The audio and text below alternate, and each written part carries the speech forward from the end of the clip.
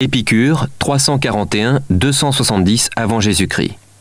Épicure est né dans l'île de Samos en 341 avant Jésus-Christ, d'une famille modeste.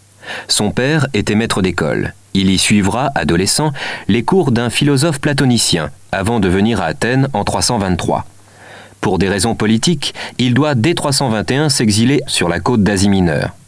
Là, il fait l'apprentissage de la pauvreté et médite sur l'intolérance politique. Aussi, à son retour à Athènes, en 306, il s'installe légèrement en marge de la cité et y fonde son école, le Jardin, où jusqu'à sa mort, il vivra entouré d'amis. L'amitié est présentée par Épicure comme un bien précieux, indispensable au bonheur.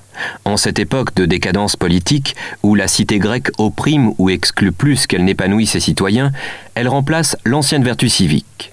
Le bonheur a pour condition de fuir le trouble des affaires publiques. Pour vivre heureux, vie cachée, enseigne Épicure, qui jusqu'à sa mort mettra en pratique ce précepte.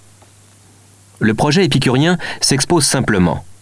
Développé à partir d'une physique atomiste inspirée de Démocrite, qui pose que l'univers est composé d'atomes en mouvement dans le vide, une morale permettant de nous délivrer des maux qui nous accablent. Le bonheur ainsi visé est donc avant tout une absence de souffrance. À la quadruple source de maux répond un quadruple remède. Le tétrapharmacone, qui dénonce dans l'insatisfaction de nos désirs, dans la crainte des dieux, du sort de l'âme après la mort et de la douleur, des inquiétudes dont nous pouvons nous délivrer. Ainsi, les dieux apparaissent comme des composés d'atomes indestructibles, qui résident hors de notre monde, trop instable pour eux, et qui dès lors ne se soucient nullement de nos affaires. L'âme, tout aussi matérielle que le corps, se dissout à la mort, et perd ainsi toute capacité de souffrir. La mort n'est donc rien pour nous, car nous ne sommes plus quand elle survient.